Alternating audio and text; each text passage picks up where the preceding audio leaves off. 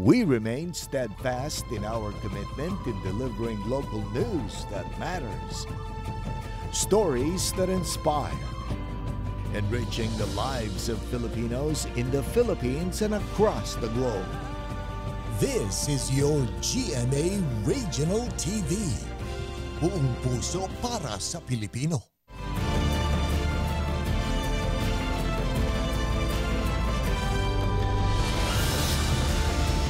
Ito ang GMA Regional TV 1 North Central Luzon. Masantos siyang aram na imbag amalem maya pagat panapon kapuso. Narito na ang 1 North Central Luzon. Hatid namin ang mga pinakamalaki at pinakahuling balita sa Hilaga at Gitnang Luzon. Live mula rito sa GMA Dagupan Station, ako po si Chris Zuniga. Problema ng ilang magsasaka ang pagdami ng fall armyworms sa mga maisan sa Kalasyaw, Pangasinan.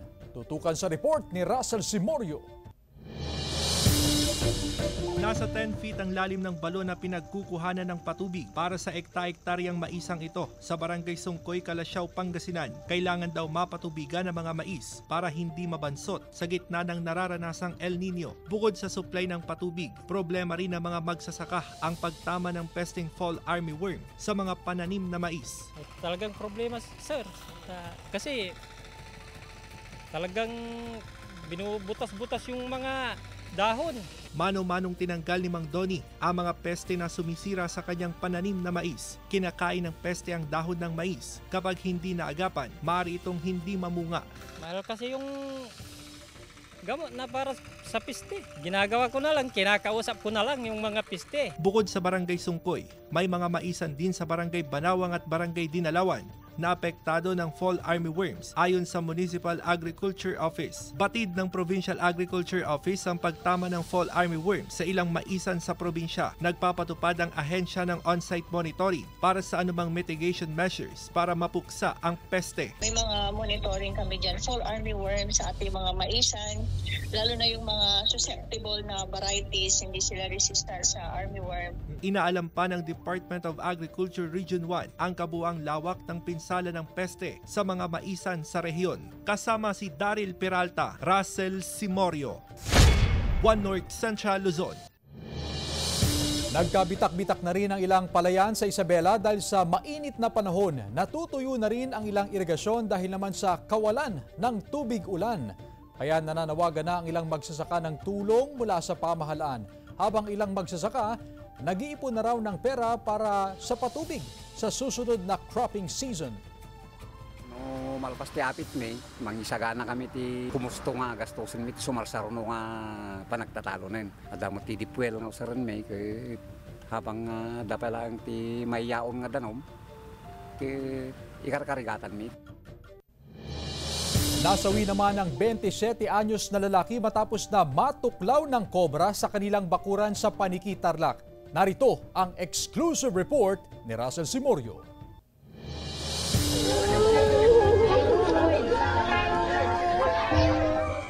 Nasawi ang 27 anyos na lalaki na si J.R. Bungay matapos sumanong matuklaw ng ahas sa labas ng kanilang bahay sa Barangay Samput, Paniki, Tarlac. Kwento ng ama ng biktima, lumabas si J.R. sa bahay para umihi pero bigla siyang tinuklaw ng ahas sa paa. Dinala pa sa ospital ang biktima pero namatay rin kalaunan. Niya, ginising kami. Sabi niya, natuka ako ng ahas kanya. 5 araw matapos mailibing ang biktima, nagtawag ang pamilya ng mga snake rescuer para hulihin ang ahas na tumuklaw sa biktima. Babala mga kapuso, huwag gagayahin ang mapapanood na video.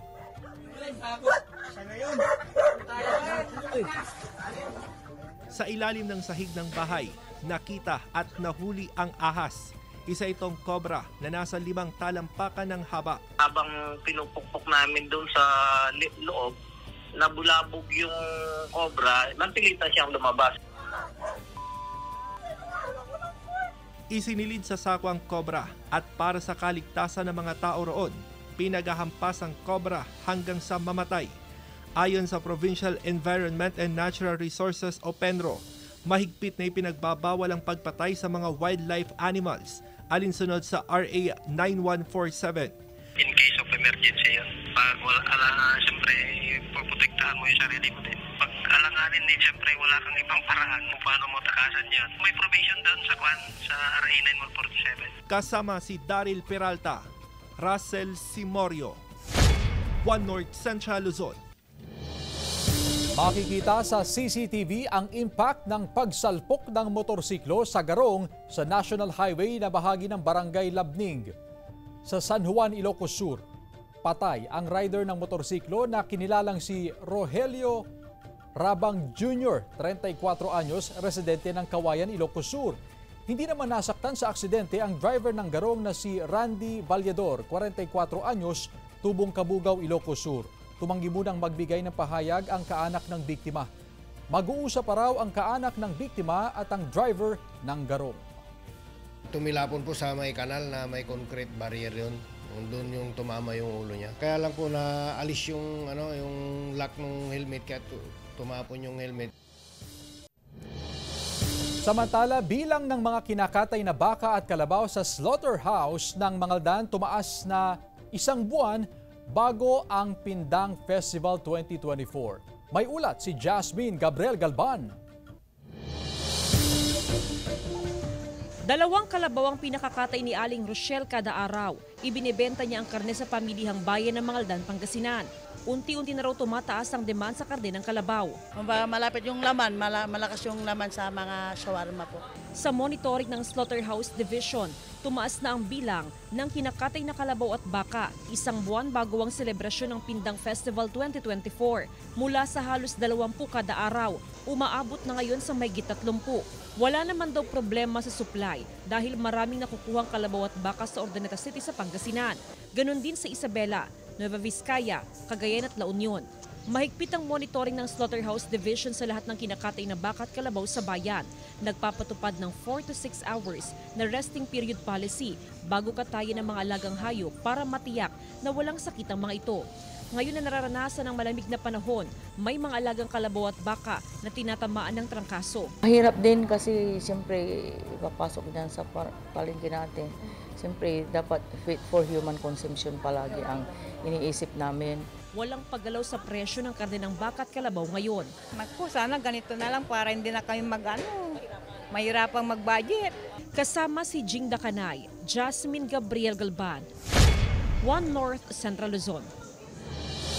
Midterm break ng learners ipatutupad mula January 26 hanggang January 30. Sundan sa report.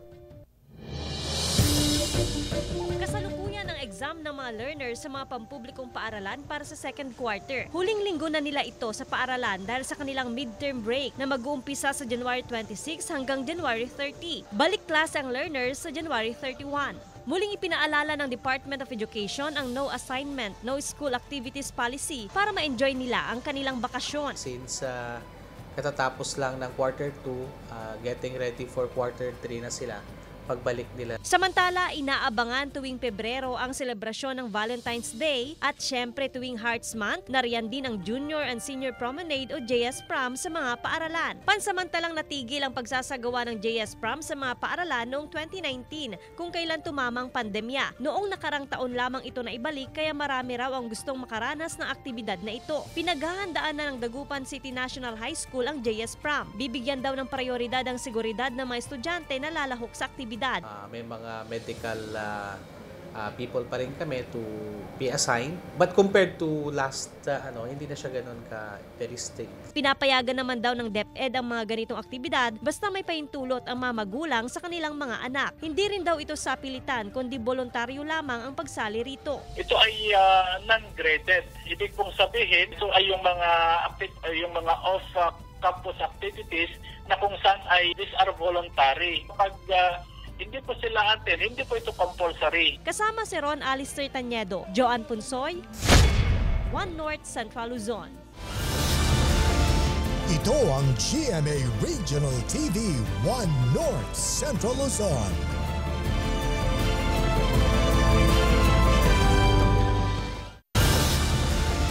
Ito ang GMA Regional TV 1 North Central Luzon.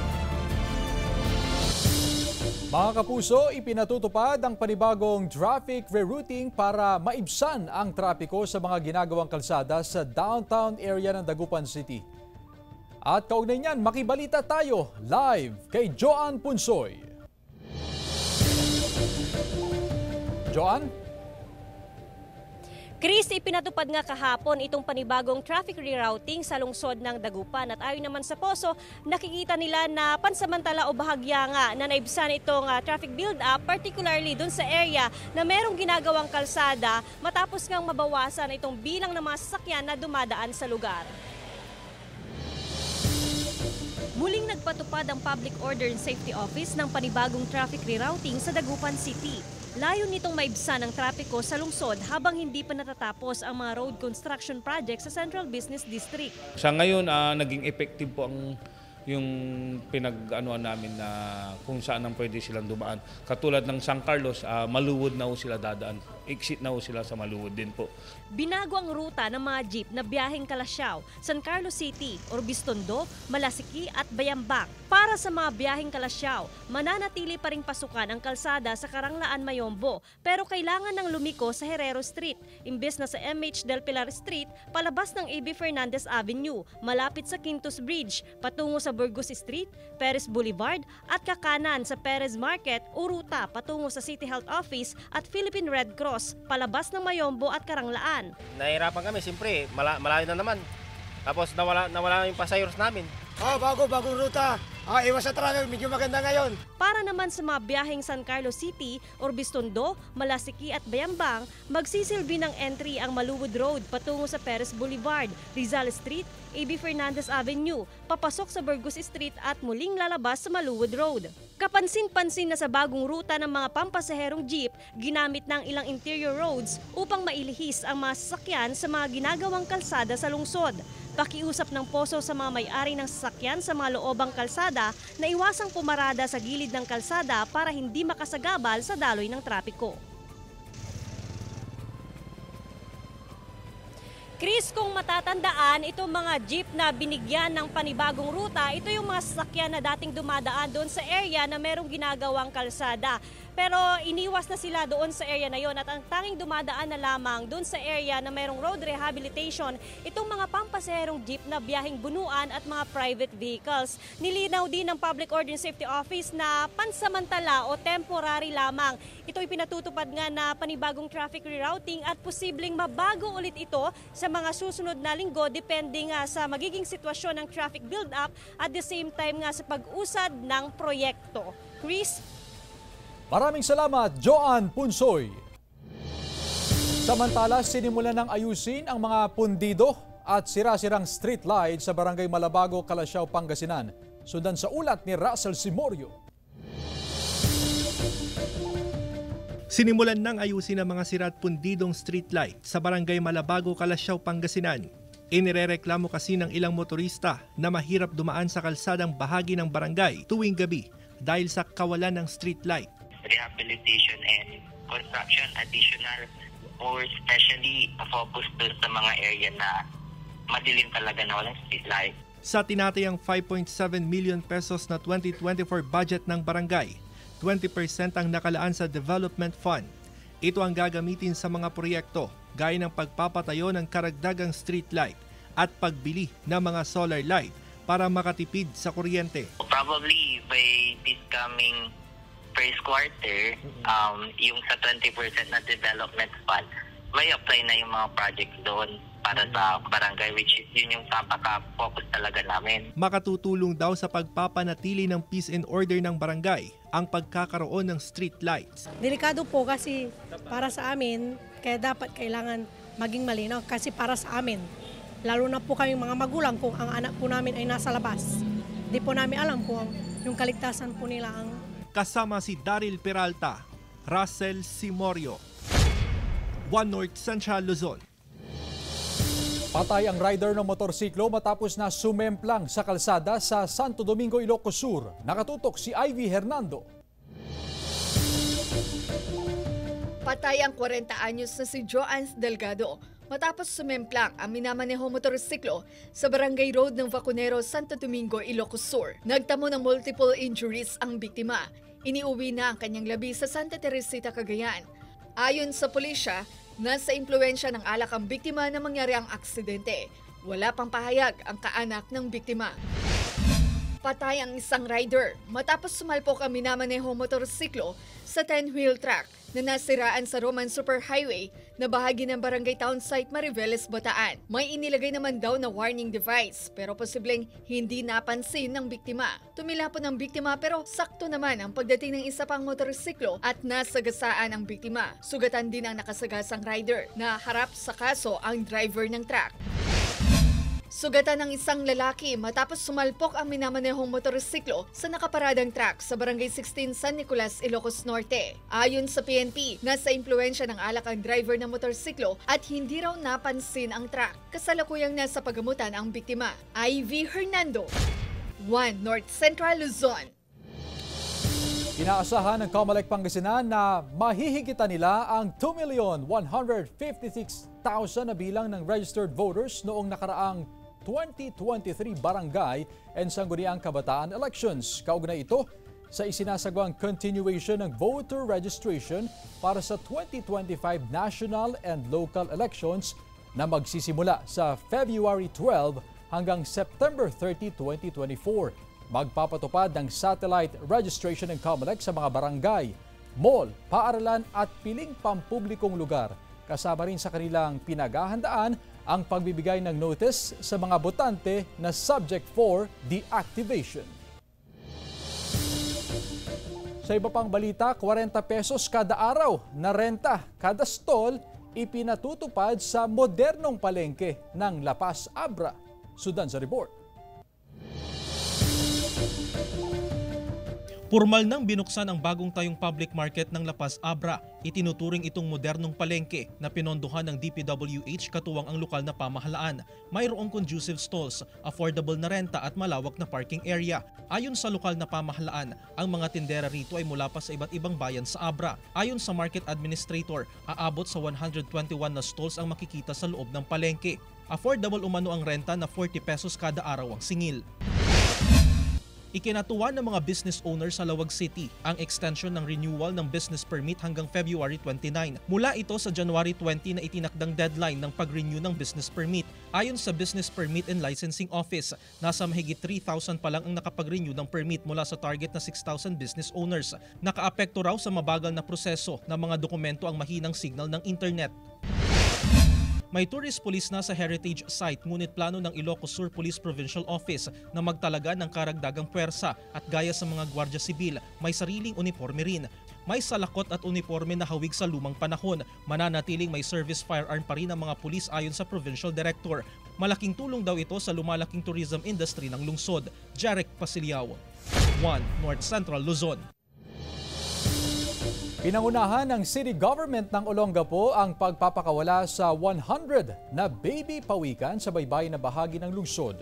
Pinakawalan ang mga pawikan ilang araw matapos na mapisa ang mga itlog kung saan katuwang nila ang mga residenteng nakatira malapit sa dagat sa pagbabantay at pagbibigay ng proteksyon sa mga ginagawang temporary hatchery. Buwan na Oktubre hanggang Pebrero ang panahon ng pangingitlog ng mga pawikan sa mga dalampasigan. Panawagan ng city government sa mga residente na nakatira malapit sa dagat na huwag gagalawin ang mga makikitang itlog ng pawikan. Sa halip ay agad itong ipagbigay alam sa kinauukulan. Ang mga pawikan ay tinuturing na isa sa mga endangered species sa bansa. Ito ang GMA Regional TV 1 North Central Luzon.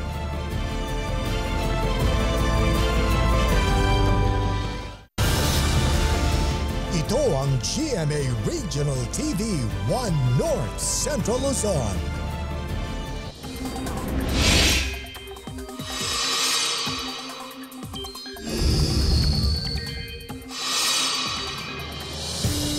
Mga kapuso, maliwalas ang panahon sa malaking bahagi ng bansa maliban lang sa ilang lugar na apektado ng amihan. Amihan o Northeast Monsoon ang dominant weather system na patuloy na umiiral. Kaya sa mga mangingisda, dahil sa amihan, magiging maalon at delikadong pabalaot sa malaking bahagi ng Luzon at ilang baybayin ng Visayas. Base naman sa datos ng Metro Weather, May tsansa ng may hina at kalat-kalat na ulan sa Apayao, Cagayan, Isabela, Quirino, Ifugao, Ilocos Provinces, Zambales at Aurora. Posible rin na ulan sa iba pang bahagi ng bansa, lalo na sa Southern Luzon, Bicol Region at Eastern Mindanao. Pinaghahandaan na raw ng Senpelco ang inaasahang pagtaas sa demand ng supply ng kuryente. Sudan sa report. Pinaghahandaan na ng Senpelco ang pagtaas ng demand sa supply ng kuryente ngayong nalalapit na dry season. Karaniwan na tumataas ang demand sa kuryente sa Marso. Ngayon pa lang, nananawagan na ang Senpelco sa mga electric consumer na magtipid at maging responsable sa pagkonsumo ng kuryente. Sa ngayon, wala namang anunsyo ang Department of Energy at National Grid Corporation of the Philippines na inaasahang pagnipis sa supply ng kuryente sa mga susunod na buwan. Mahalaga pa rin yung pagtitipid natin ng kuryente, lalo na itong parating na dry season, dahil alam naman natin na yung generation natin ay hindi ganon kalaki yung dumatagdag, kaya palagi ay mas maigi pa rin na magtitipid tayo bilang contribution natin doon sa security ng power natin. Kanya-kanyang pagtitipid ang mga electric consumer sa Mangaldan, Pangasinan. Pag hindi ginagamit ang electric fan, alisin sa plug. Ang ilaw, patayin din. Ipatutupad ngayong Enero ang bawas singil sa kuryente matapos mabawasan ng halos 40 sentimo ang generation rate. Itong mga nakaraang buwan ay naging stable yung peso-dollar exchange rate natin, na kung saan yun yung pinambibili ng coal sa abroad. Inaasahan daw na hanggang sa mga susunod na buwan, magtutuloy-tuloy ang bawas singil sa kuryente. Kasama si Jing Dakanay, Jasmine Gabriel Galban, One North Central Luzon. Pagpapatibay sa mga kilalang landmark sa Vigan City na napinsala ng lindol noong 2022 natapos na. Sundan sa ulat ni Ivy Hernando. Higit isang taon na nang tumama ang malakas na lindol sa Ilocos Region at kalapit probinsya sa Cordillera. Nasira ang maraming infrastruktura sa Vigan Heritage Site. Pero ngayon, unti-unti nang sinisimulan ang rehabilitasyon. Natapos na ang shoring sa Vigan Cathedral. Isa itong proseso ng paglalagay ng mga temporaryong suporta para hindi mag-collapse ang ilang bahagi ng cathedral. 4.6 million pesos ang inilaang pondo sa shoring. And so any and all events of calamity such as earthquake, we're sure na kaya na ng structure to stand on its own. Natapos na rin ang shoring sa katabing bell tower. Nauna nang nagtungo sa lungsod ang Ecomos Philippines, isang international NGO na nangangasiwa at nangangalaga sa cultural heritage places. Nag-assess at nagbigay sila ng technical assistance sa restoration ng Siquia Mansion na dating tirahan ng ika-6 na Pangulo ng Pilipinas na si Elpidio Quirino. Inamyendahan na rin ng city government ang Conservation Code upang matulungan ang mga private homeowners ng century-old houses na hirap sa pagsasaayos ng mga pinsala ng lindol. Nakapaloob dito ang mandatory repair order. Tayo ang popondo, tayo ang mag-aayos, tapos gagawa na lang tayo ng mechanism or agreement between the owners and they will pay for it in manner na maliit. Gagawing tourist spot o anumang tourism-related establishment gaya ng souvenir shop ang ilang bahagi ng bahay at ang kita sa renta ay mapupunta sa gobyerno bilang bayad sa ginamit na pondo sa rehabilitasyon. Kasama si Norman Raca, Ivy Hernando, One North Central Luzon. Nagluluksa ang mga kaanak ng 6 na taong gulang na si Roses Arcangel matapos balunod sa isang fish pond sa barangay Sulquiano, Dingras, Ilocos Norte. Sa inisyal na investigasyon ng PNP, nagpaalam ang bata na lalabas upang umihi, pero hindi na raw bumalik sa loob ng kanilang bahay. Nag-alala ang ina ng biktima kaya agad na hinanap ang anak. Umabot ng 1 oras ang paghahanap bago natagpuan ang bangkay ng biktima. Napalutang-lutang sa palaisdaan, halos kalahating metro ang layo sa kanilang bahay. Humingi pa ng saklolo ang mga kaanak ng biktima sa mga taga-RHU pero hindi na naisalba ang buhay ng bata. Na huwag po sanang mawala sa paningin nila, lalo na yung mga ages 6 and below na to, dahil medyo makulit po yung mga to at kung saan nagpupunta. Tips: sakaling maranasan ang undispensed withdrawal sa ATM, ibinahagi ng Bangko Sentral ng Pilipinas. Narito ang report. Ikaw rin ba ay isa sa mga nakaranas nito? Nag-withdraw ng pera sa ATM pero walang lumabas na cash sa machine at ang problema, nakaltasan ang iyong account. Undispensed withdrawal ang tawag dyan ayon sa Bangko Sentral ng Pilipinas. Naranasan daw mismo ito ng isang kaanak ni Attorney Michael Frank Sarmiento ng Dagupan City. 2 beses siya nag-withdraw eh. One, hinati niya yung gross amount. First 20, successful.